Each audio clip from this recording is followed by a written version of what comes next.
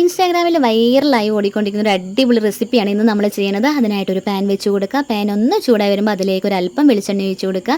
എണ്ണ ചൂടായി വരുമ്പോൾ അതിലേക്ക് 1/2 ടീസ്പൂൺ മഞ്ഞൾപ്പൊടി, 1 ടീസ്പൂൺ മുളക് പൊടി, 1/2 ടീസ്പൂൺ കുരുമുളക് പൊടിയും കൂടെ ഇട്ട് കൊടുത്തിട്ട് ലോ ഫ്ലെയിമിലിട്ട് നമുക്കിതൊന്ന് ചൂടാക്കി എടുക്കുക കേട്ടോ.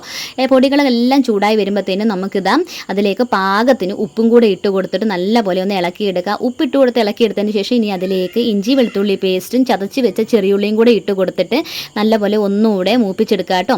അപ്പോൾ ഈ ചെറിയ ഉള്ളി ഒന്ന് മൂത്ത് സെറ്റായി വരുമ്പോഴത്തേനും അതിലേക്ക് നമ്മൾ പാകത്തിന് പുളിവെള്ളവും കൂടെ ഒഴിച്ച് കൊടുക്കാവേ. പുളിവെള്ളം പാകത്തിന് തന്നെ ഒഴിച്ച് കൊടുക്കണം. പുളിവെള്ളം ഒഴിച്ച് കൊടുത്തതിന് ശേഷം ഇനി അതിലേക്ക് 2 തണ്ട് കരിവേപ്പിലയും കൂടെ ഇട്ട് കൊടുത്ത് നല്ലപോലെ മസാല ഒന്ന് സെറ്റാക്കി എടുക്കാം. മസാല സെറ്റായി വരുന്നതിന് ശേഷം നമ്മളിതാ വെട്ടി വെച്ചിട്ടുള്ള അയലയാണ് നമ്മൾ വെച്ച് കൊടുക്കുന്നത്.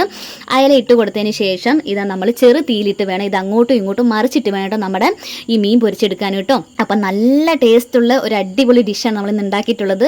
ചെറു തീയിലിട്ട് വേണം നമ്മളിത് വേവിച്ചെടുക്കാൻ കേട്ടോ. പൊടിഞ്ഞൊന്നും പോകാൻ പാടില്ല. അയല മുഴുവനെ നമ്മൾ ഇട്ട് കൊടുക്കണം കേട്ടോ.